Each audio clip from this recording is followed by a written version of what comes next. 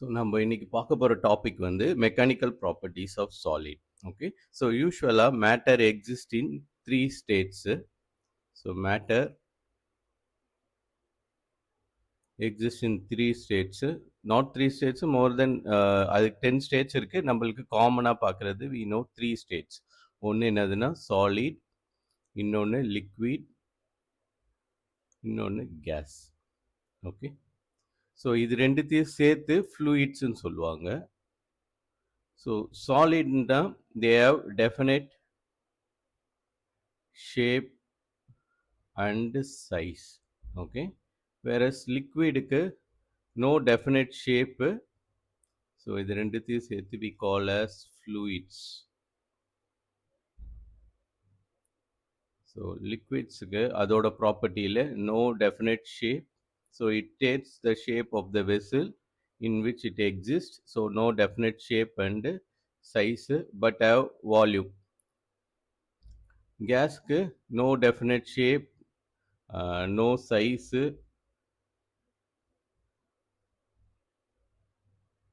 okay, so no definite size இருக்காது. So அது வந்து it occupies the full volume, whereas liquidக்கு definite volume இருக்கும், whereas gas வந்து it occupies the volume of the vessel. So இதுதான் வந்து based on this category, they categorize the matter into three types: solids, liquids and gas. So இதுவே atomic லெவலில் பார்க்கும்போது solids எப்படி இருக்கும்னா, atoms வந்து இது ரெண்டோ இல்லை மேற்பட்ட ஆட்டம்ஸ்க்கு இடையில they have rigid bonds. So rigid பாண்ட்ஸ்னா their size won't change during any kind of motion. So அப்போ இது நான் ரொம்ப சின்னதாக வரைஞ்சிருக்கிறேன். ஸோ இது வந்து இதெல்லாம் ஆட்டம்ஸ். ஸோ இந்த மாதிரி சர்க்கிள்ஸில் போட்டிருக்கிறதெல்லாம் ஆட்டம்ஸு, வேறஸ் இந்த ஸ்ட்ரைட் லைன்ஸ்லாம் வந்து பாண்ட்ஸ். ஓகே, ஸோ பாண்டுன்றது it happens due to the interaction between the nucleus and the outermost electron. So நீங்கள் இது கெமிஸ்ட்ரியில் படிச்சிருப்பீங்க. ஸோ ஒரு நியூக்ளியஸ் வந்து இந்த ஆட்டமோட நியூக்ளியஸ் இந்த ஆட்டமோட நியூக்ளியஸும் ரிப்பல் பண்ணும். அதே சமயத்தில் இந்த ஆட்டமோட நியூக்ளியஸ் இதோட எலக்ட்ரானை அட்ராக்ட் பண்ணும். அதே மாதிரி இதோட எலக்ட்ரானை ரிப்பல் பண்ணும், whereas this nucleus attracts the electron cloud of the other atom. So இதெல்லாம் இன்ட்ராக்ஷனால தெர் இஸ் அ ஸ்டேபிள், இதுங்க ரெண்டுக்குள்ள மியூச்சுவல் அட்ராக்ஷனும் இருக்கும், ரிப்பல்ஷனும் இருக்கும். ஸோ இது எல்லாமே வந்து பேலன்ஸ் அவுட் ஆகிட்டு தே ஃபார்ம் அ பாண்ட். இது மாதிரி வந்து they occupy space in a definite distance. இது மாதிரி ஒரு டெஃபினட் டிஸ்டன்ஸில் இருக்கும், அதுதான் நம்ம பாண்டுன்னு சொல்லுவோம். So based on this bond strength மூலமாகவும் we can define solid, liquid, gases. சரியா? ஸோ அதனால நம்ம சாலிட்ஸ்னாவே we should not imagine they are always rigidன்னு நம்மளால இமேஜின் பண்ண முடியாது. ஸோ சாலிட் மீன்ஸ் ரிஜிட்னா, ஸோ ரிஜிட்டோட டெஃபினிஷன் என்னதுன்னா, டியூரிங் கோர்ஸ் ஆஃப் மோஷன் இந்த ஆப்ஜெக்ட் வந்து மூவ் ஆகுதுன்னு வச்சுக்கோங்களேன், அப்போ இந்த ஆட்டமும் இந்த ஆட்டத்தோட டிஸ்டன்ஸ் வந்து மாறாம இருக்கணும். அது மாதிரி மாறாம இருந்துச்சுன்னா தென் இந்த சாலிடை வி கால் ஆஸ் ரிஜிட் ஆப்ஜெக்ட்னு சொல்லுவோம். ஸோ ரிஜிட் ஆப்ஜெக்ட்டுக்கு என்ன டெஃபினிஷன்னா, the interatomic distance should not change during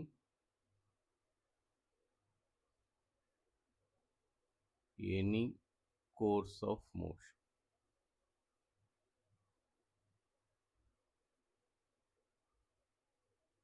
so அது மாதிரி இருந்துச்சுன்னா நம்ம அந்த ஆப்ஜெக்டை ரிஜிட் ஆப்ஜெக்ட்னு சொல்லுவோம். ஸோ ரிஜிட் ஆப்ஜெக்டோட ப்ராப்பர்ட்டிஸ் தான் நம்ம 6th யூனிட்ல பார்த்தோம். ஓகே, ஸோ அங்கே இது மாதிரி தான் நம்ம டெஃபினேஷன் சொல்லியிருப்போம். ஸோ ஒரு ஆட்டமுக்கும் இன்னொரு ஆட்டமுக்கும், இல்லைன்னா இதை பார்ட்டிக்கிள்னு ஜென்ரலாக சொல்லியிருப்போம். So rigid object is made up of large number of particles. So இந்த பார்ட்டிகிள்ஸில் இருக்கிற டிஸ்டன்ஸ் வந்து டியூரிங் இட்ஸ் மோஷன் வந்து சேஞ்ச் ஆகாது. அது மாதிரி இருந்துச்சுன்னா அந்த ஆப்ஜெக்டை வி கால் அஸ் ரிஜிட் ஆப்ஜெக்ட்னு சொல்லுவோம். ஸோ ஆனால் அட் அ வெரி இது லார்ஜ் ஸ்கேலில் பார்க்கும்போது இதோட ஷேப்போ இல்லை இதோட ஃபார்மோ டிஃபார்ம் அது மாதிரி இருக்கும். ஆனால் நம்ம நம்ம ரொம்ப க்ளோஸ் அப்சர்வேஷன் பண்ணோம்னா there will be a slight deformation. So அப்போ வந்து ஒரு ஆப்ஜெக்ட் வந்து டிஃபார்ம் ஆகாமலே இருக்காதுன்னு சொல்ல முடியாது. தேர் டிஃபார்மேஷன்ஸ் கேன் பி வெரி லைட்டு, இல்லைன்னா ரொம்ப கம்மியா இருக்கும். அதனால நம்ம டிஃபார்ம் ஆகலைன்னு நம்ம சொல்லிக்கலாம் முடிய. ஆனா எந்த ஆப்ஜெக்டும் 100% வந்து ரிஜிட் கிடையாது. Okay, so they undergo deformation. So இதுல என்னென்ன டிஃபார்மேஷன் நடக்கலாம்? So one kind of deformation is, இது மாதிரி ரெண்டு சைடும் they undergo stretch. So stretch வந்து it's a kind of deformation. So stretch is a deformation. So அதுக்கப்புறம் they may undergo compression. அதாவது எல்லா சைடும் they get a shrink. இது மாதிரி shrink ஆகலாம், அதோட சைஸ் shrink ஆகலாம். ஸோ அந்த மாதிரி நடந்துச்சுன்னா we call they undergo compression. So கம்ப்ரெஷன்னா எல்லா சைடும் தே கெட் ஸ்குவீஸ்டு, அதை தான் நம்ம கம்ப்ரெஷன் சொல்லுவோம். ஸோ ஸ்ட்ரெச்டு ஆகலாம்.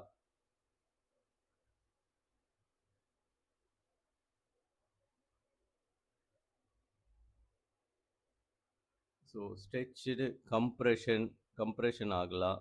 அதுக்கப்புறம் வேற என்ன கைண்ட் ஆஃப் டிஃபார்மேஷன் வந்து பாசிபிள்? இந்த ஆப்ஜெக்டுக்கு மேலே பெண்ட் ஆகலாம். ஸோ இது மேலே if there are two forces acting like this, இது மாதிரி ஆக்ட் ஆகுது, நடுவில் ஏதோ ஒரு வெஜ் இருக்குதுன்னா தென் இந்த ஆப்ஜெக்ட் வந்து இட் ஸ்டார்ட்ஸ் டு பெண்ட், இது மாதிரி பெண்ட் ஆகிடும். ஓகே, ஸோ இது மாதிரி பெண்ட் ஆகலாம். So bending kind of deformation is also possible. So these are the types of deformation and rigid body can undergo. So therefore நம்ம என்ன சொல்லலாம்னா, under this kind of force they undergo this kind of deformation. So no rigid body is 100% rigid body கிடையாது. Okay, therefore நம்ம இந்த மெட்டீரியலை we can understand through the properties, from their material properties. So என்ன properties எல்லாம் வந்து ஒரு rigid body எந்த அளவுக்கு கம்ப்ரெஷனை தாங்கும், எந்த அளவுக்கு ஸ்ட்ரெச் ஆகும், எந்த அளவுக்கு பெண்ட் ஆகும், எந்த அளவுக்கு ஆகாம இருக்கும், அதெல்லாம் வந்து நம்மளுக்கு ரொம்ப ரிக்ரஸா சொல்றது என்னதுன்னா we can understand through material properties. So இந்த மெட்டீரியல் ப்ராப்பர்ட்டிஸை நம்ம ப்ராடாக 2 கேட்டகரிஸாக பிரிக்கலாம். ஒன்று என்னதுன்னா எலாஸ்டிசிட்டி, இன்னொன்று அதோட ஆப்போசிட் பிளாஸ்டிசிட்டி.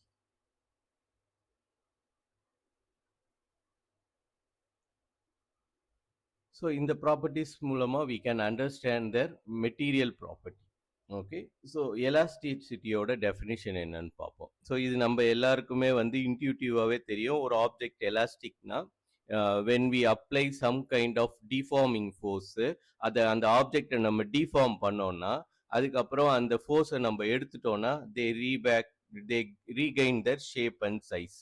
அது மாதிரி அந்த ப்ராப்பர்ட்டியால் ஆக முடிஞ்சிச்சுன்னா then we call that property, that object or that material as elastic property இருக்குன்னு சொல்லிட்டு சொல்லுவோம். ஓகே, ஸோ அதை தான் வந்து இங்கே ரிக்ரஸாக நம்ம we make as a definition. So எலாஸ்டிசிட்டின்றதோட டெஃபினிஷன் என்னதுன்னா, it is the property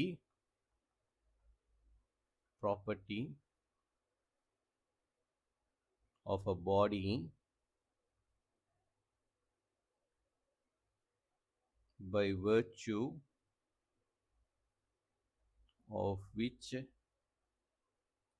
it tends to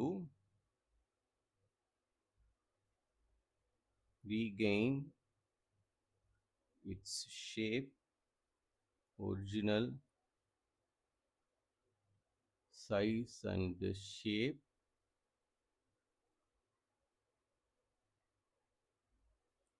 once the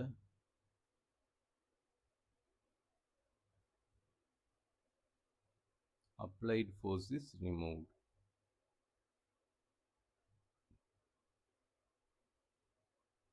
okay, so இதுதான் வந்து டெஃபினிஷன் ஆஃப் எலாஸ்டிசிட்டி. ஸோ அது வந்து எது ஒரு பாடியோட ப்ராப்பர்ட்டி. ஸோ அந்த ப்ராப்பர்ட்டி என்ன சொல்லுதுன்னா, it has the tendency to regain, அதால் திரும்பியும் அதோட ஒரிஜினல் சைஸையும் ஷேப்பையும் அதால் ரீகெயின் பண்ண முடிஞ்சிச்சுன்னா, திரும்பி அதால் கொண்டு வர முடிஞ்சிச்சுன்னா தென் when எப்போ இது once the applied force is removed. நம்ம ஒரு force apply பண்ணியிருக்கும் போது அது deform ஆகி தான் இருக்கும். ஆனா once அந்த applied force நம்ம எடுத்துட்டோம்னா then it can regain its original shape or size. அது மாதிரி ஆக முடிஞ்சிச்சுன்னா then we can say that object has elastic property. இதுவே ஆக முடியலன்னா then we can say that object is not elastic. So அதை தான் நம்ம என்னன்னு சொல்லுவோம்னா பிளாஸ்டிக்னு சொல்லுவோம். ஸோ பிளாஸ்டிசிட்டின்றதோட டெஃபினிஷன் என்னதுன்னா எலாஸ்டிசிட்டியோட opposite. So plasticity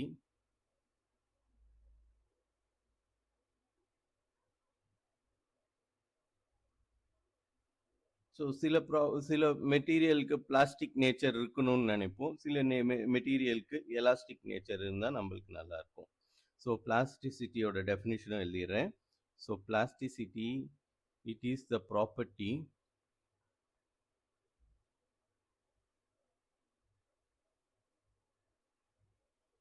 exhibited by a substance or a body, எது வேணாலும் இருக்கலாம், by a substance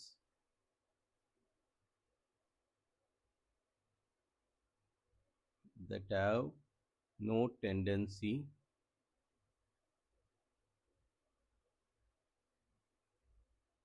to regain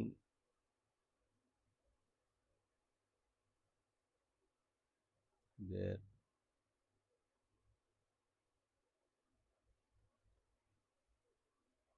previous shape.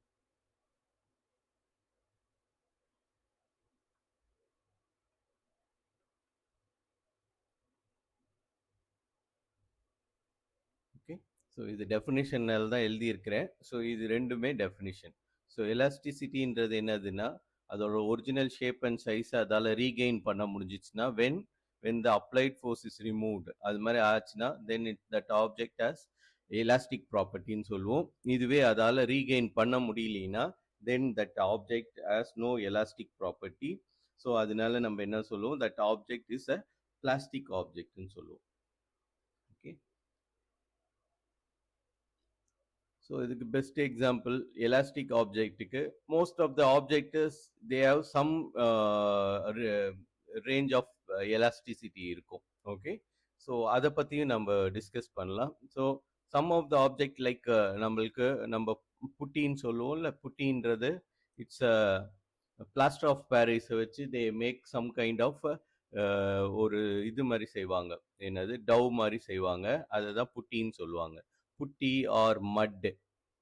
Okay, மட் இதுக்கெல்லாம் வந்து எலாஸ்டிக் நேச்சர் இருக்காது. ஓகே, ஸோ இதை வந்து ஒரு டவ் மாதிரி செஞ்சு அதை ஒரு பஞ்ச் பண்ணீங்கன்னா அதில் நீங்கள் பஞ்ச் பண்ண மார்க் அப்படியே இருக்கும். ஓகே, ஸோ அது வந்து ரீகெயின் ஆகாது.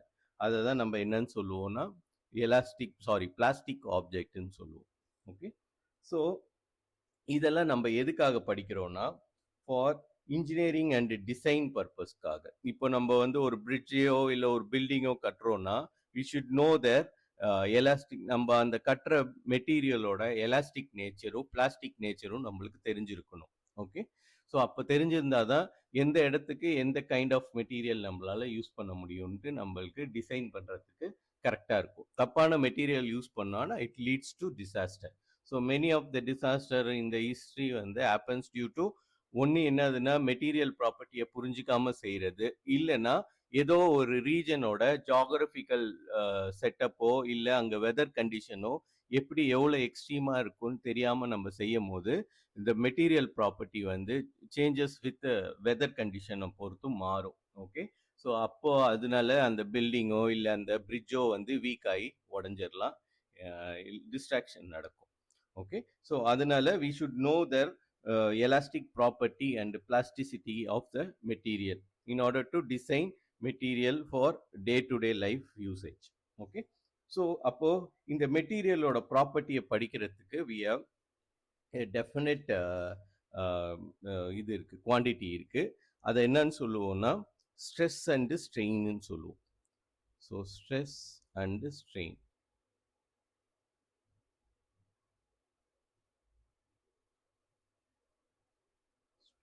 ஓகே, ஸோ இதுக்கு வந்து டெஃபினிஷன் இருக்கு. ஸோ ஃபர்ஸ்ட் நம்ம ஸ்ட்ரெஸ்ன்றதை என்னன்னு பார்த்துருவோம். ஸோ ஸ்ட்ரெஸ் பார்க்கறதுக்கு முன்னாடி you should know the difference between stress and pressure. Okay, ரெண்டுமே வந்து டெஃபினிஷனும் சரி ஃபார்முலாவும் சரி ஒரே மாதிரி இருக்கும். ஆனால் இதுக்கு ஸ்லைட் டிஃப்ரென்ஸ் மட்டும் இருக்கு. ஓகே, ஸோ இப்போ ஒரு ஆப்ஜெக்ட் இருக்குன்னு வச்சுக்கோங்க. இது மாதிரி ஒரு கியூபிக்கல் ஆப்ஜெக்ட் இருக்கு.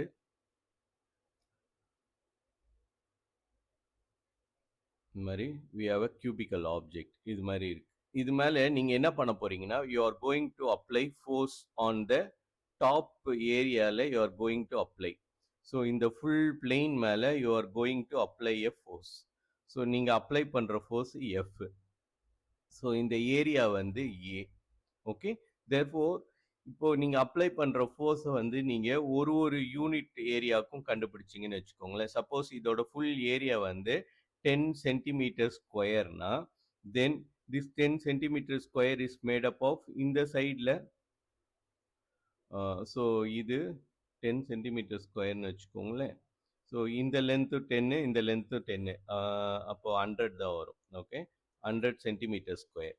ஸோ இப்போ ஸோ திஸ் சைடு 10, இந்த சைடு 10. ஓகே, ஸோ இது 10, இந்த டைரக்ஷனில் இது 10. ஸோ இதோட full area 100 centimetre square.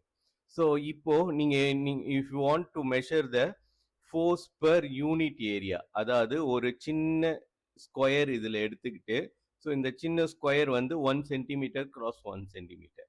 Okay, 1 centimetre 1 centimetre.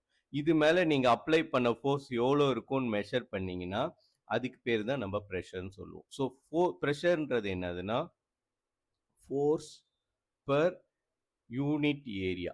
இதுதான் வந்து ப்ரெஷரோட ஃபார்முலா. ஆனால் இங்கே ஃபோர்ஸ் வந்து நம்ம வந்து அப்ளை பண்ணுற ஃபோர்ஸ். ஸோ ஃபோர்ஸ் வந்து எக்ஸ்டர்னல் ஃபோர்ஸ்.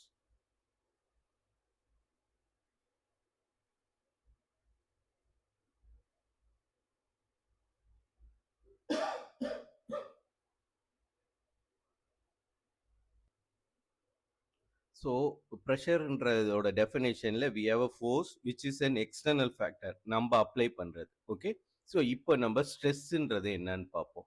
ஸோ இப்போ நம்ம ஒரு ப்ரெஷர் அப்ளை பண்ணிட்டோம். ஸோ இந்த ஆப்ஜெக்ட் வந்து இப்போ என்ன ஆகுதுன்னா டிஃபார்ம் ஆகும். ஸோ இதோட ஒரிஜினல் சைஸ் வந்து இவ்வளோ பெருசாக இருந்தது. நம்ம இந்த டைரக்ஷனில் ப்ரெஷர் அப்ளை பண்ணனால இட் கெட்ஸ் ஸ்குவீஸ்டு. ஓகே, கம்ப்ரஸ்ட் ஆயிடுச்சு. ஆனால் இதை நம்ம அப்ளை பண்ணதுக்கு ஓரளவுக்கு கம்ப்ரஸ் ஆகிருக்கும். அதுக்கப்புறம் நீங்கள் இந்த ஃபோர்ஸை ரிமூவ் பண்ணீங்கன்னா இப்போ என்ன பண்ணும், இந்த ஆப்ஜெக்ட் வந்து ஒரு ரீஸ்டோரிங் ஃபோர்ஸ் கொடுத்து it will restore to its original shape. Okay, அது மாதிரி அதுக்கு அந்த ப்ராப்பர்ட்டி இருந்துச்சுன்னா வந்து it will restore to its original ஷேப்புக்கு ரீஸ்டோர் பண்ணும். ஸோ அந்த ரீஸ்டோரிங் ஃபோர்ஸ் இருக்குது இல்லை, அது வந்து it's due to the elastic property of that material. Okay, so அந்த restoring force per unit area தான் வந்து ஸ்ட்ரெஸ். ஓகே, ஸோ ப்ரெஷர்ன்றது நம்ம எக்ஸ்டர்னலாக கொடுத்து இதை ஸ்குவீஸ் பண்ணுறது, வேற ஸ்ட்ரெஸ்ன்றது என்னதுன்னா restoring force per unit area. Okay, ரெண்டுமே ஈக்குவல் அண்ட் ஆப்போசிட்னால இன்வேரியபிளாக யூஸ் பண்ணுவாங்க. ஆனால் there is a difference. Okay, so அப்போ ஸ்ட்ரெஸ்ஸுக்கு மீனிங் என்னதுன்னா restoring force per unit area. Okay, ஒரு யூனிட் ஏரியா கண்டுபிடிச்சோம்னா அது இந்த restoring force per unit area தான் வந்து நம்மளுக்கு ஸ்ட்ரெஸ்.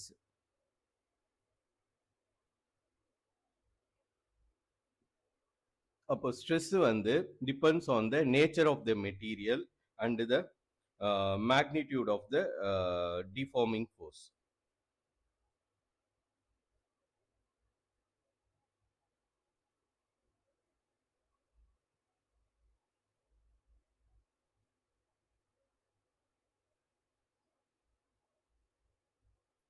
ஸோ இதை வந்து ஒரு இதில் எழுதிடலாம்.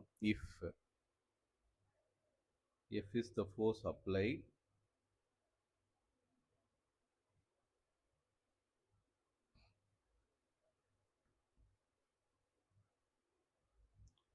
to the cross section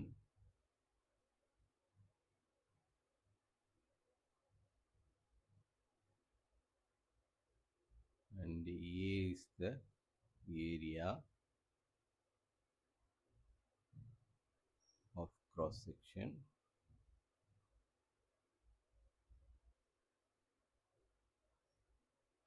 then நம்ம ஸ்ட்ரெஸ் எப்படி சொல்லலாம்னா, ஸோ இப்போ நம்ம சொல்றது magnitude of stress. Magnitude of stress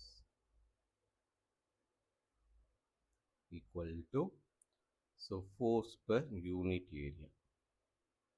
so இது உங்கள் புக்கில் இருக்கிற டெஃபினிஷன். ஓகே, ஸோ இங்கே ஆக்சுவலாக இவங்க அப்ளைட் ஃபோர்ஸ்ன்னு தான் சொல்லியிருக்கிறாங்க. ஏன் அது மாதிரி இன்டர்சேஞ்சபிளாக யூஸ் பண்ணுறாங்கன்னா, ஸோ எப்பயுமே இந்த அப்ளைட் ஃபோர்ஸ் வந்து is equal to the restoring force. Sorry, இந்த ரீஸ்டோரிங் ஃபோர்ஸ் வந்து is equal and opposite to the applied force. So அதனால இதை interchangeably use the forces. Okay, so அதனால தான் யூஸ் பண்ணுவாங்களுடைய. ஆனால் we should know the difference between pressure and stress. Okay, so ரெண்டுமே dimensionally சேமாக இருக்கும், அதே மாதிரி அதோட யூனிட்ஸும் சேமு. ஸோ இதுக்கு என்ன யூனிட் கொடுக்கலாம் நீங்கள் யோசிச்சு பாருங்க. ஸோ ஃபோர்ஸோட யூனிட் வந்து நியூட்டன், ஏரியாவோட unit length into length, therefore metre square. Therefore magnitude of ஸ்ட்ரெஸ்ஸோட யூனிட் வந்து நியூட்டன் மீட்டர் பவர் -2ன்னு எழுதலாம், இல்லை நியூட்டன் மீட்டர் ஸ்கொயர்னு எழுதலாம். ஸோ இதுதான் வந்து unit of stress. Unit of stress. So அதே மாதிரி ஸ்ட்ரெஸ்ஸோட ஸ்ட்ரெஸ்ஸோட dimension. So dimensional formula for stress.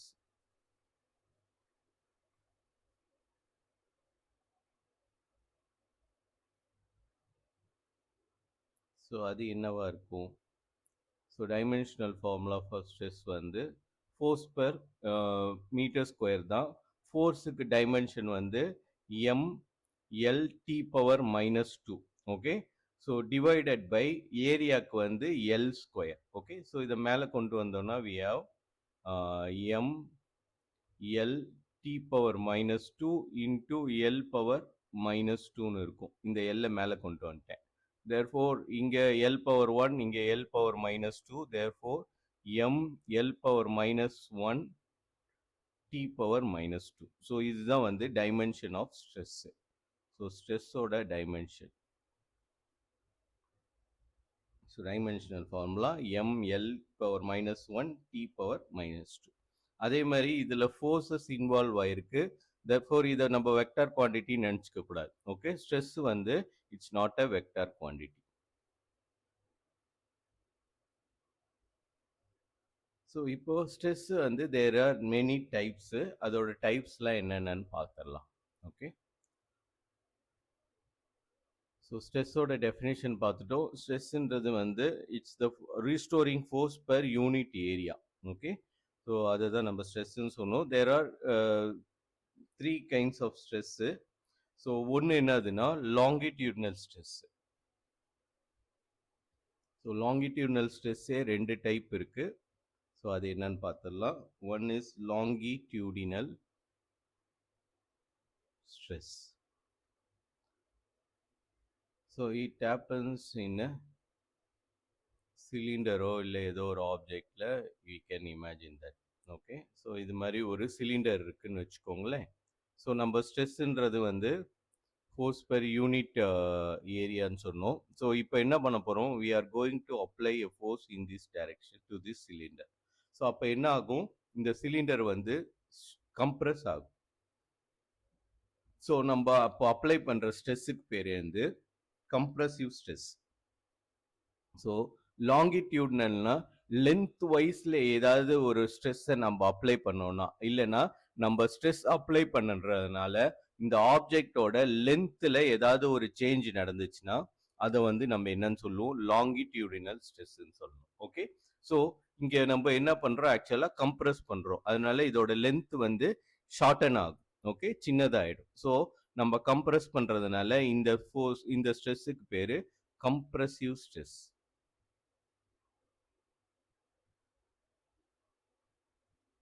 Okay, இன்னொரு ஸ்ட்ரெஸ்ஸும் நம்ம we can apply which can alter the length. ஒன்று அது என்னது?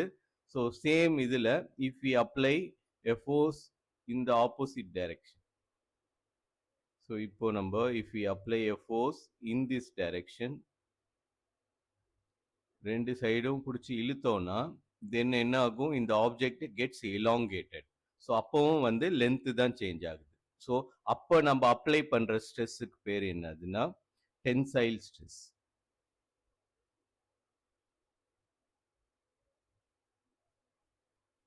Okay, so இதுக்கு பேரு tensile stress. இதுல நடக்கிறது பேரு compressive stress.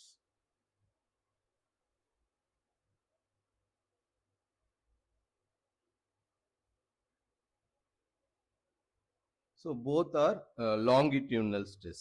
ஏன்னா இங்க வந்து ரெண்டுமே வந்து tends to alter the length of an object. Okay, so அதே மாதிரி இந்த stress வந்து should be perpendicular to the surface.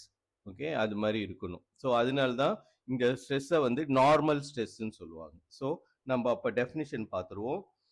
Tensile stress occurs when a body is stretched by two equal forces applied normal to its cross sectional area. So cross sectional ஏரியானா இதுதான். Okay, so ஒரு object இருக்கு, அதை நீங்க cut பண்ணீங்கன்னா cut பண்ற போது நம்மளுக்கு ஒரு இது ஃபார்ம் ஆகும்ல, ஒரு சர்ஃபேஸ் ஃபார்ம் ஆகும். ஸோ அதை தான் நம்ம என்னன்னு சொல்லுவோம், கிராஸ் செக்ஷனல் ஏரியான்னு சொல்லுவோம். ஸோ அந்த சர்ஃபேஸோட ஏரியா தான் கிராஸ் செக்ஷனல் ஏரியா. ஸோ அந்த கிராஸ் செக்ஷனல் மேல டூ ஈக்குவல் ஃபோர்ஸஸ் வந்து ஆப்போசிட் டைரக்ஷன்ல வேலை செஞ்சிச்சுன்னா that two perpendicular to the சர்ஃபேஸா இருக்கணும். ஓகே, அது மாதிரி வேலை செஞ்சிச்சுன்னா தென் அதுக்கு பேரு நம்ம டென்சைல் ஸ்ட்ரெஸ்ன்னு சொல்லுவோம். ஓகே, ஸோ இப்போ அதே மாதிரி if two forces acting perpendicular to the cross section area in the same direction, ரெண்டுமே ஒரே டைரக்ஷன்ல வேலை செஞ்சிச்சுன்னா அதுக்கு பேரு compressive stress. So compressive stress if the is a stress when two equal forces applied normally to a cross sectional area in the same direction. Okay, இது ரெண்டு ஒரே டைரக்ஷன்ல இருக்கணும். அது மாதிரி இருந்துச்சுன்னா அதுக்கு பேரு we call as compressive stress. So longitudinal ஸ்ட்ரெஸ்ல ரெண்டு டைப்பு. ஒன்று என்னதுன்னா டென்சைல் ஸ்ட்ரெஸ். ஸோ இது வந்து பிடிச்சி இழுக்கிறது. ஓகே, அதனால லென்த் வந்து இலாங்கேட் ஆகும். வேற கம்ப்ரசிவ் ஸ்ட்ரெஸ்ன்றது ஒரு ஆப்ஜெக்டை பிடிச்சி அமுக்கிறதுனால. ஓகே, ஸோ அதுவும் எப்படி அதோட கிராஸ் செக்ஷனல் ஏரியாவுக்கு பர்பெண்டிகுலராக நம்ம ஃபோர்ஸ் அப்ளை பண்ணணும். ஓகே, ஸோ இதை வந்து நீங்கள் ஃபோர்ஸை கொண்டு வந்து இங்கே அப்ளை பண்ணக்கூடாது, இது கணக்கு கிடையாது. ஸோ நம்ம அப்ளை பண்ணுறது அதோட லென்த் டைரக்ஷனில் we have to apply on the cross sectional area perpendicularly. So அது மாதிரி பண்ணோம்னா இந்த ஸ்ட்ரெஸ்ஸுக்கு பேர் கம்ப்ரசிவ் ஸ்ட்ரெஸ். ஸோ இதனால என்ன ஆகும்னா, ஸோ இதுதான் வந்து நம்ம ஆப்ஜெக்ட்னு வச்சுக்கோங்களேன். ஸோ இது மேலே if you apply compressive stress, இந்த ஆப்ஜெக்ட் இப்போ என்ன ஆகிடும், சின்னதாகிடும். ஓகே, ஸோ இப்போ வந்து there is a change in length. So இது வந்து ஒரிஜினல் லென்த்து. ஸோ இது வந்து இப்போ லென்த்து சேஞ்ச் ஆயிடுச்சு. ஸோ அதோட டிஃப்ரென்ஸை வந்து நம்ம டெல்டா எல்லுன்னு சொல்கிறோன்னு வச்சுக்கோங்களேன். ஸோ இது வந்து ஒரிஜினல், இது வந்து ஃபைனல். ஓகே, ஸோ டெல்டா எல்ன்றது வந்து என்னதுன்னா original minus final length. So இதுதான் வந்து delta L. Okay, so change in length. So original லென்த்தை எப்பயுமே எப்படி எழுதலாம், change in length plus final length. Okay, short and லென்த்னு எழுதலாம். ஓகே, ஸோ இது வந்து கம்ப்ரெஷனில். ஓகே, இதுவே வந்து இலாங்கேஷன்லையும் இது மாதிரி சேஞ்ச் இன் லென்த் ஆகும். ஸோ இலாங்கேஷனில் இப்போ இதுதான் வந்து ஒரு ஆப்ஜெக்ட், அது மேலே ரெண்டு ஸ்ட்ரெஸ், நார்மல் ஸ்ட்ரெஸ் வேலை செய்யுது. ஸோ அதனால என்ன ஆகிடும், இந்த ஆப்ஜெக்ட் வந்து இப்போ வந்து ஸ்ட்ரெச் ஆகிடும், இது மாதிரி ஸ்ட்ரெச் ஆகிடும். ஸோ இப்போவும் இதோட லென்த் வந்து சேஞ்ச் ஆயிடுச்சு, இது ஒரிஜினல் லென்த். ஸோ டெல்டா எல்ன்றது எல்எஃப் மைனஸ் எல்0. ஓகே, ஸோ இங்கே வந்து நான் இந்த சைனை மாற்றுறதுக்கு காரணம் என்னன்னா, நான் டெல்டா எல்லை வந்து எப்பயுமே பாசிட்டிவாக வச்சுக்கணும்னு நினைக்கிறேன். ஓகே, ஸோ இங்கே பார்த்தீங்கன்னா எல்எஃப் வந்து சின்ன வேல்யூ, எல்0 வந்து பெரிய வேல்யூ. ஸோ பெரிய வேல்யூலேருந்து சின்ன வேல்யூ சப்ராக்ட் பண்ணியிருக்கேன். thereby I make delta L பாசிட்டிவாக இருக்கும். ஓகே, ஸோ அதே மாதிரி இங்கே இடத்துல ஃபைனல் வேல்யூ வந்து பெருசாக இருக்கும், ஒரிஜினல் வேல்யூ சின்னதாக இருக்கும். அதனால நான் இதை மாற்றி எழுதியிருக்கிறேன்.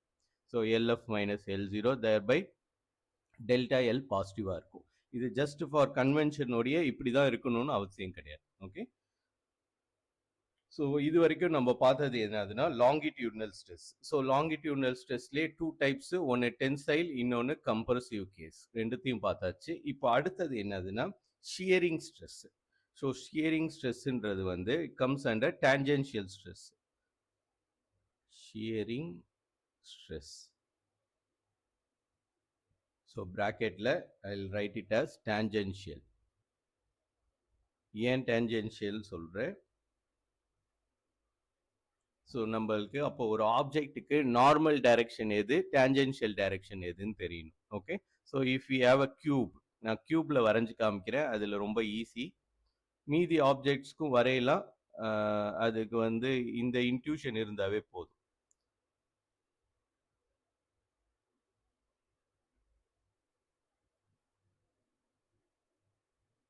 ஸோ இதுதான் கியூப். ஓகே, ஸோ நார்மல் ஃபோர்ஸ்ன்றது என்னதுன்னா ஒரு ஃபேஸ்க்கு பர்பண்டிகுலரா ஆக்ட் ஆகுறது. ஓகே, ஸோ ஃபேஸ்ன்றது என்னதுன்னா இந்த இந்த பிளேன். ஸோ இது மாதிரி நம்ம கியூபுக்கு எடுத்துக்கிட்டிங்கன்னா வி ஹவ் ஃப்ரண்ட்ல ஒரு ஃபேஸு, பேக்ல ஒரு ஃபேஸு, 2 சைடில் 2 ஃபேஸு, அப்போ 4, டாப் அண்ட் பாட்டமில் 2 ஃபேஸு, 6 ஃபேஸஸ் இருக்கும் கியூபுக்கு. ஓகே, ஸோ இந்த 6 ஃபேஸஸில் இப்போ இந்த ஃபேஸஸ்க்கு பர்பண்டிகுலராக ஒரு ஃபோர்ஸ் வேலை செஞ்சிச்சுன்னா, அதாவது இந்த ஃபேஸோட சர்ஃபேஸுக்கும் நம்மளுக்கு ஆக்ட் ஆகிற ஃபோர்ஸோட டைரக்ஷனும் 90 டிகிரி இருந்துச்சுன்னா இதுக்கு பேர் நார்மல் டைரக்ஷன். நார்மல்னா வந்து பர்பண்டிகுலர் டைரக்ஷனை தான் இவங்க நார்மல் டைரக்ஷன் சொல்லுவாங்க. ஸோ இது மாதிரி ஆக்ட் ஆச்சுன்னா இது நார்மல் டைரக்ஷன் ஆர் நார்மல் ஃபோர்ஸ்ன்னு சொல்லலாம். இதுக்கு பேர் நார்மல் ஃபோர்ஸ். ஓகே, ஸோ ஃபோர்ஸை இப்படி தான் அப்ளை பண்ணணும் அவசியம் கிடையாது. இதை எந்த ஆங்கிளில் வேணாலும் நீங்கள் அப்ளை பண்ணலாம். ஓகே, ஸோ இதுவும் வந்து இது வந்து ஒரு இந்த இந்த ஃபோர்ஸுக்கு இட் ஹாஸ் போத் நார்மலும் இருக்கும், ஸோ இது நார்மலும் இருக்கும். அதே மாதிரி இந்த டைரக்ஷன் இருக்குல்ல, அதுக்கு பேர் தான் டேஞ்சென்ஷியல் ஃபோர்ஸ். ஸோ டேஞ்சென்ஷியல் ஃபோர்ஸ்னா அப்போ எப்படி இருக்கும்னுட்டு பார்த்துருவோம். ஸோ நார்மல் ஃபோர்ஸ்னா இந்த பிளெயினுக்கு பர்பண்டிகுலராக இருக்கும், இப்படி இருக்கும். ஓகே, ஸோ இதுவே டேஞ்சென்ஷியல் ஃபோர்ஸ்னா இதுக்கு இந்த பிளெயினோட டைரக்ஷன்லேயே இருக்கும், இந்த மாதிரி அப்ளை பண்ணுறது. ஓகே, ஸோ நம்ம புக்கு எடுத்துக்கிட்டோன்னு வச்சுக்கோங்களேன், இதுதான் உங்களுக்கு வந்து எக்ஸாம்பிளாக கொடுத்துருப்பாங்க. ஸோ நம்ம ஒரு புக்கு வந்து it can be assumed as இது மாதிரி ஒரு ரெக்டாங்குலர் ஸ்லாப் மாதிரி நம்ம பண்ணிக்கலாம். ஸோ அந்த புக்கு மேலே நீங்கள் டைரெக்டாக கையை வச்சு இப்படி அமுக்குனீங்கன்னா நம்ம இப்போ அப்ளை பண்ணுற ஃபோர்ஸ் வந்து நார்மல் ஃபோர்ஸ். இதுவே அந்த புக்கு மேலே கையை இப்படி வச்சு இதை வந்து கம்ப்ரெஸ் பண்ணீங்கன்னா அப்போ என்ன ஆகும், இந்த புக்கு வந்து டிஃபார்ம் ஆகும். எப்படி டிஃபார்ம் ஆகும், பாட்டம் சைடு வந்து அதோட ஷேப் மாறாது, ஆனா டாப் சைடில் மட்டும் நீங்க ஃபோர்ஸ் அப்ளை பண்றதுனால இந்த டாப் வந்து என்ன ஆயிடும், இது மாதிரி எக்ஸ்பேண்ட் ஆயிடும். ஓகே, ஸோ இது மாதிரி அதோட ஷேப் வந்து ஒரிஜினல் ஷேப்ல இருந்து இது மாதிரி டிஃபார்ம் ஆயிடும். ஓகே, ஸோ இது மாதிரி டிஃபார்ம் ஆகும். இந்த மாதிரி டிஃபார்மேஷனுக்கு பேர் தான் ஷியரிங் சொல்லுவாங்க. ஓகே, ஸோ இது யூஸ்வலாக நம்ம இரேசர்ல பண்ணலாம். நம்ம நம்ம நம்ம பென்சில் இரேசர் இருக்குல்ல, ஸோ அது மேலே நீங்கள் அது மேலே நார்மல் ஃபோர்ஸ் அப்ளை பண்ணீங்கன்னா அது வந்து ஸ்ட்ரிங்க் ஆகிடும், கம்ப்ரெஸ் ஆகிடும். இதுவே அது மேலே டேஞ்சென்ஷியல் ஃபோர்ஸ் அப்ளை பண்ணீங்கன்னா இந்த டைரக்ஷனில் ஒரு ஃபோர்ஸ் அப்ளை பண்ணீங்கன்னா அப்போ அதோட ஒரிஜினல் ஷேப் இப்படி இருக்கிறது, ஸோ இங்கே டாப்ல மட்டும் அது என்னவா மாறிடும், இது மாதிரி அதோட ஷேப் ஃபார்ம் வந்து மாறிடும். ஓகே, ஸோ இது மாதிரி அப்ளை பண்ணுற ஸ்ட்ரெஸ்ஸுக்கு பேர் தான் நம்ம என்னன்னு சொல்கிறோம், shearing stress. Okay, so shearing stress R இதுக்கு பேர் என்னன்னு சொல்லுவோம்னா டேஞ்சென்ஷியல் ஸ்ட்ரெஸ்ன்னு சொல்லலாம். ஏன்னா இந்த சர்ஃபேஸ்க்கு டேஞ்சென்ட் டைரக்ஷன் வந்து இதுதான். ஓகே, நார்மல் டைரக்ஷன் இது, இது நார்மல் டைரக்ஷன், இது நார்மல் டைரக்ஷன், இது வந்து டேஞ்சென்ஷியல் டைரக்ஷன். ஓகே, ஸோ நம்ம இப்போ டேஞ்சென்ஷியல் டைரக்ஷனில் ஒரு ஃபோர்ஸ் அப்ளை பண்ணோம்னா அது டேஞ்சென்ஷியல் ஸ்ட்ரெஸ்ன்னு சொல்லுவோம். ஸோ இதனால ஸோ இந்த ஆப்ஜெக்ட் மேலே அப்ளை ஆகிற ஸ்ட்ரெஸ்ஸுக்கு ஒரு பேர் இருக்கு, அதுதான் ஷியரிங் ஸ்ட்ரெஸ். ஓகே, ஸோ இதில் ரீஸ்டோரிங் ஃபோர்ஸ் பர் யூனிட் ஏரியா develop due to applied tangential force is known as tangential or shearing stress. Okay, so இது வந்து சாலிட்ஸ் மேலே வந்து பாசிபிள், சாலிட்ஸில் தான் நம்ம we can apply tangential force. Okay, so இப்போ நம்ம லாங்கிடர்னல் ஸ்ட்ரெஸ் பார்த்துட்டோம், ஷியரிங் ஸ்ட்ரெஸ் பார்த்தாச்சு. Is equal to tangential force per area. Okay, so இதுதான் வந்து ஷியரிங் ஸ்ட்ரெஸ். ஓகே, இதுவே ஸ்ட்ரெயின்ன்றது என்னதுன்னா, ஸ்ட்ரெயின்ன்ற ப்ராப்பர்ட்டி என்னத்தை மீன் பண்ணுதுன்னா அதோட ஒரிஜினல் ஷேப்ல இருந்து இது எவ்வளோ டிஃபார்ம் ஆயிருக்குன்னு சொல்றது தான் வந்து நம்ம ஸ்ட்ரெயின் சொல்லுவோம். Okay, so there are two quantities. So ஒன்று என்னதுன்னா ஸ்ட்ரெஸ்ஸு, இன்னொன்று ஸ்ட்ரெயின்.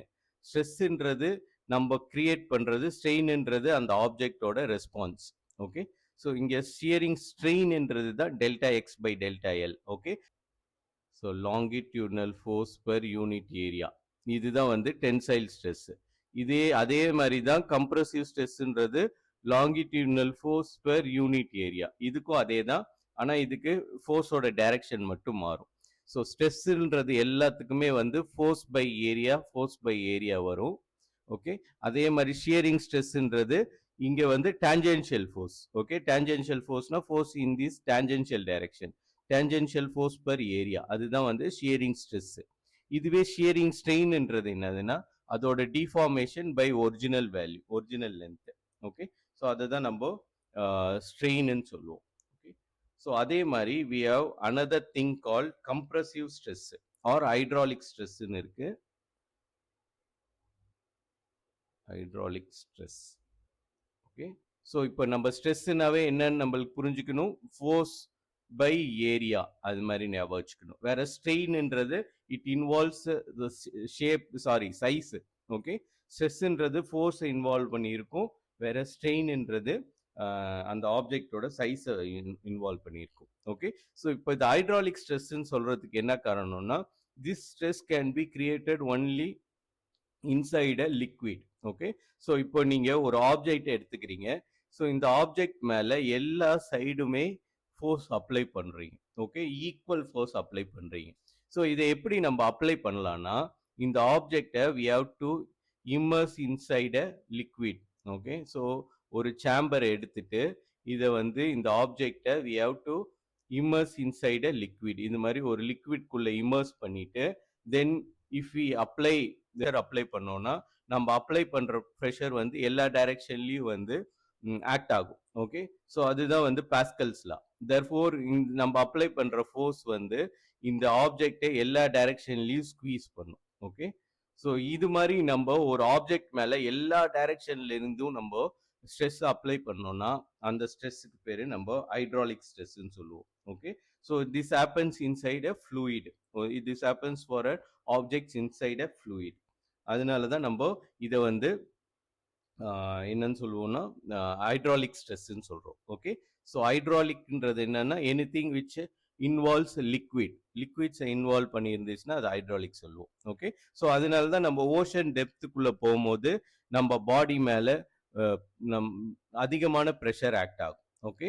ஸோ அதனால ப்ரெஷர் ஷூட்ஸ் போடாம போனோம்னா வச்சுக்கோங்களேன், நம்மள வந்து நம்ம பாடியில பின் ஹோல்ஸ் மாதிரி ஃபார்ம் ஆகி we bleed to death. Okay. So அது என்ன காரணம்? ஸோ நம்ம இதுதான் ஓஷன் பெட்னு வச்சுக்கோங்களேன். ஸோ இதுதான் ஓஷன் பெட், நான் சின்னதாக வரைஞ்சிருக்கேன். ஸோ இது வாஸ்ட் ஓஷன். ஸோ ஓஷன் மேலே லிக்விட் இருக்கு, ஸோ வாட்டர் இருக்கு.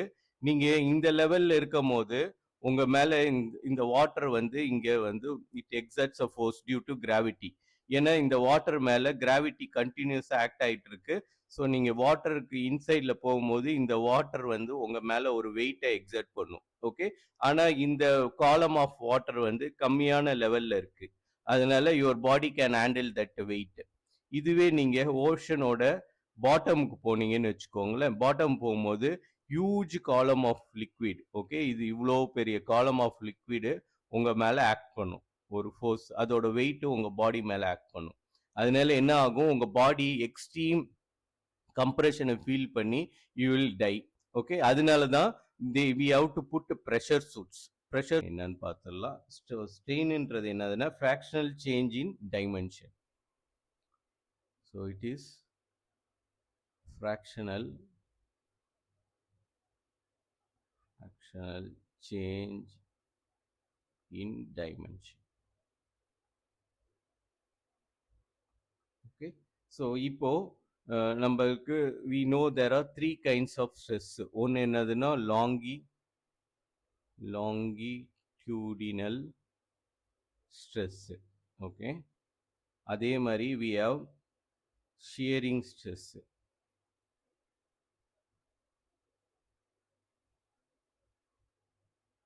அதே மாதிரி we have hydraulic or volume stress.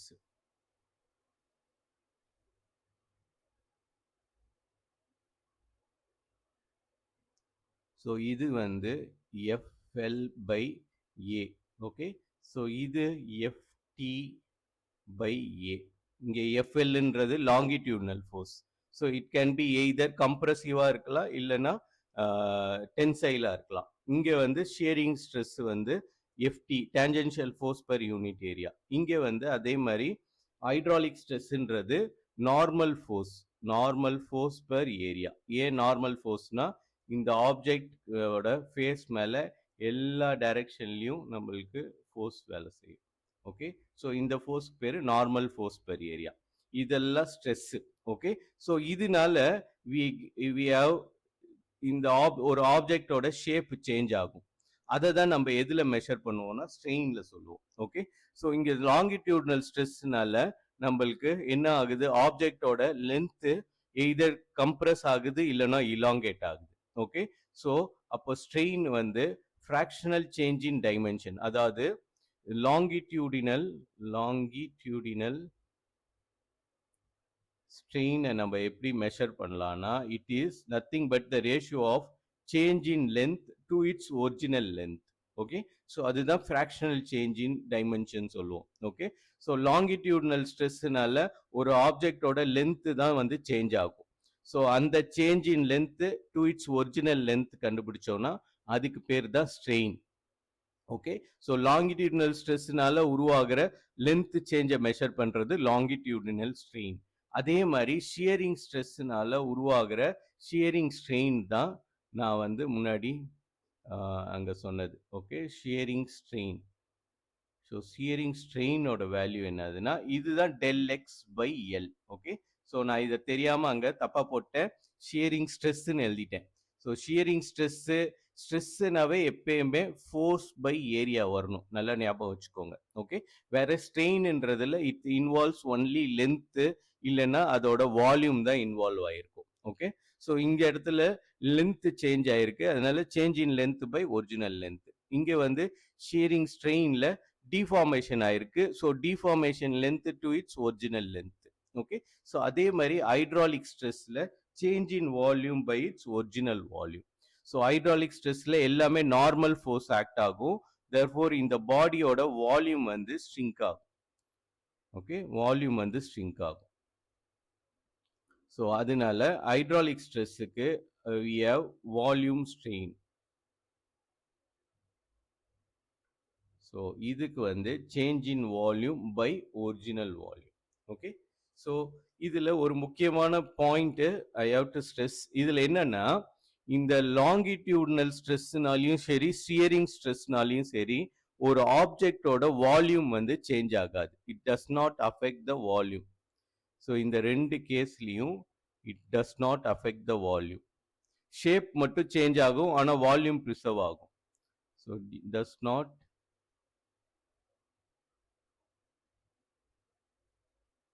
Change volume. Okay, so ஆனால் ஷேப் சேஞ்ச் ஆகிடும். ஓகே, வேறஸ் இங்கே ஹைட்ராலிக் ஸ்ட்ரெஸ்ல மட்டும் நம்மளுக்கு ஷேப் வந்து ஒரே ஷேப்பாக இருக்கும். இப்போ ஒரு கியூபை ஸ்குவீஸ் பண்ணீங்கன்னா இந்த கியூப் வந்து சின்ன கியூபா ஆகிடும், ஆனால் இதோட வால்யூம் சேஞ்ச் ஆகிடும். ஷேப் சேஞ்ச் ஆகாது, வால்யூம் சேஞ்ச் ஆகும். இங்கே டஸ் not change the volume but change the shape.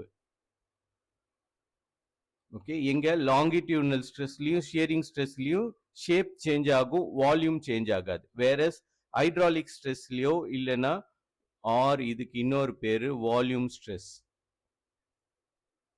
So இங்க வந்து it doesn't affect the shape won't change,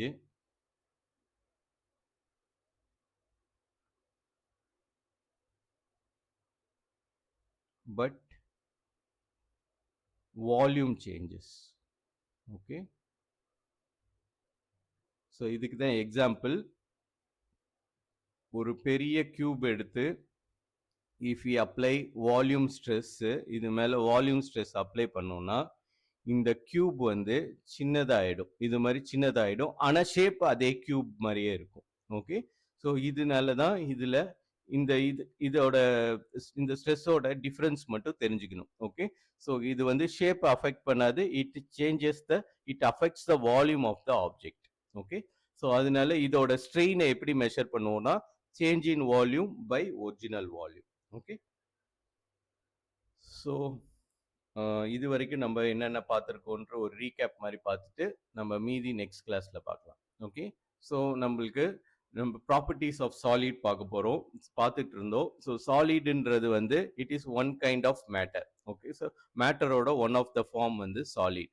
so சாலிடுக்கு by by by nature it has definite shape and size. So அதுக்குன்னு வந்து ஒரு shape இருக்கும். Shape irregular ஷேப்பாக இருக்கலாம், ஆனால் அதுக்குன்னு ஒரு ஷேப் இருக்கும். அதே மாதிரி அதுக்குன்னு ஒரு சைஸ் இருக்கும். ஓகே, ஸோ எல்லா சாலிட்ஸும் வந்து ரிஜிடா இருக்கணும்னு அவசியம் கிடையாது. Even though in a large scale they look like ரிஜிடா தெரிஞ்சாலும் that but if we apply forces, if the forces are very high and the object also get deformed. So அது என்னென்ன deformation வந்து undergo பண்ணோம்னா it can be stretched. So ஒரு rigid ஆப்ஜெக்டை நம்ம stretch பண்ணலாம், கம்ப்ரெஸ் பண்ணலாம், பெண்ட் பண்ணலாம், என்ன வேணாலும் பண்ணலாம். ஓகே, ஸோ அப்போ அந்த அந்த ரிஜிட் ஆப்ஜெக்ட்டுக்கு we can assign a property. என்ன ப்ராப்பர்ட்டி? அது அந்த ரிஜிட் ஆப்ஜெக்ட் அதுக்கு எலாஸ்டிசிட்டி நேச்சர் அதிகமா இருக்கா இல்ல பிளாஸ்டிசிட்டி நேச்சர் அதிகமா இருக்கான்றத we can examine. So if an object வந்து it has a tendency to restore its shape after external force வந்து அப்ளை பண்ற ஃபோர்ஸ் ரிமூவ் பண்ணதுக்கு அப்புறம் அதோட அதுக்கு வந்து அதோட ஷேப்பை ரீடைன் பண்ண முடிஞ்சிச்சுன்னா, அதாவது ரீகெயின் பண்ண முடிஞ்சிச்சுன்னா அந்த ரிஜிட் ஆப்ஜெக்ட் ஆஸ் எலாஸ்டிக் ப்ராப்பர்ட்டின்னு சொல்லுவோம். ஓகே, அதே ரிஜிட் ஆப்ஜெக்ட்டுக்கு வந்து அந்த ஷேப்பை அதால ரீகெயின் பண்ண முடியாம பர்மனண்டா அது அதோட ஷேப் சேஞ்ச் ஆயிடுச்சுன்னா தென் அந்த அந்த ரிஜிட் ஆப்ஜெக்ட்டுக்கு வந்து எலாஸ்டிசிட்டி இல்ல, அந்த ஆப்ஜெக்ட் இஸ் மோர் பிளாஸ்டிசிட்டி தான் இருக்குன்னு சொல்லிட்டு we can say. Okay, so அப்போ அந்த ஆப்ஜெக்ட் மேல we can apply stress in different ways. So என்னென்ன வேஸ்ல நம்ம ஸ்ட்ரெஸ் அப்ளை பண்ணலாம்னு சொல்லிட்டு பார்த்தோம்னா we can apply stress along the length of the object. So அது மாதிரி லென்த்தோட டைரக்ஷன்ல நம்ம அப்ளை பண்ற ஸ்ட்ரெஸ்ஸுக்கு பேரு longitudinal stress.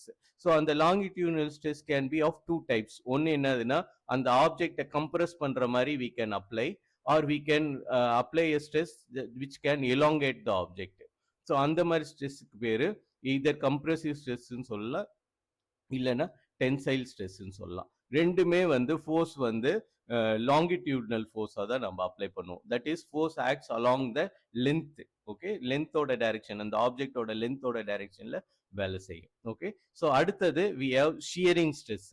ஷியரிங் ஸ்ட்ரெஸ்ன்றது என்னதுன்னா when the force is applied along the tangential direction of the object, அது நம்ம ஷியரிங் ஸ்ட்ரெஸ்ன்னு சொல்லுவோம். இது என்ன பண்ணும், அந்த ஆப்ஜெக்டோட ஷேப்பை வந்து டிஃபார்ம் பண்ணும். ஏன்னா பாட்டம் வந்து அதுக்கு மேல எந்த ஃபோர்ஸும் ஆக்ட் ஆகல, வேற ஸ்டாப் சைட்ல ஒரு ஃபோர்ஸ் ஆக்ட் ஆகுது, that to along the direction, tangential direction. அதனால இந்த ஆப்ஜெக்டோட ஷேப் வந்து ஒரு மாதிரி ஸ்குவீஸ் ஆயிட்டு இல்லைன்னா ஷியரிங் ஆயிருக்கும். ஓகே, ஸோ அது அந்த ஸ்ட்ரெஸ்ஸுக்கு பேரு ஷியரிங் ஸ்ட்ரெஸ். இப்போ ஒரு ஆப்ஜெக்ட் மேல எல்லா டைரக்ஷன்லயும் நம்ம நார்மலா, அதாவது இந்த ஆப்ஜெக்டோட சர்ஃபேஸ்க்கு பெர்பெண்டிகுலரா நம்ம அப்ளை பண்றோம்னு வச்சுக்கோங்களேன், அந்த ஸ்ட்ரெஸ்ஸுக்கு பேரு ஹைட்ராலிக் ஸ்ட்ரெஸ் ஆர் வால்யூம் ஸ்ட்ரெஸ்ன்னு சொல்லுவோம். ஓகே, ஸோ வால்யூம் ஸ்ட்ரெஸ்ன்றது normal force per unit area. Normal ஃபோர்ஸ்ன்றது இப்போ நீங்க இந்த லிக்விட்குள்ள இஃப் யூ புட் நம்ம கியூபிக் ஷேப் தான் போடணும்னு அவசியம் கிடையாது. You can put any shape, அதுக்குள்ள எந்த ஷேப் போட்டிங்கனாலும் இது மேல ஆக்ட் ஆயிட்டு இருக்க ஃபோர்ஸ் வந்து அந்த ஷேப்புக்கு நார்மல் டைரக்ஷன்ல இருக்கும் எப்பயுமே. ஸோ இது மாதிரி நம்ம ஃபோர்ஸ் அப்ளை பண்றதுக்கு we have to put that object inside a liquid. லிக்விட்குள்ள போட்டுட்டு அதுக்கப்புறம் இந்த லிக்விடை நம்ம கம்ப்ரஸ் பண்ணோம்னா it exerts pressure equally in all direction. So அந்த மாதிரி நம்ம ஒரு ஆப்ஜெக்ட் மேல ஒரு ஸ்ட்ரெஸ்ஸை போட்டோம்னா அதுக்கு பேர் தான் வால்யூம் ஸ்ட்ரெஸ்ன்னு சொல்லுவோம்.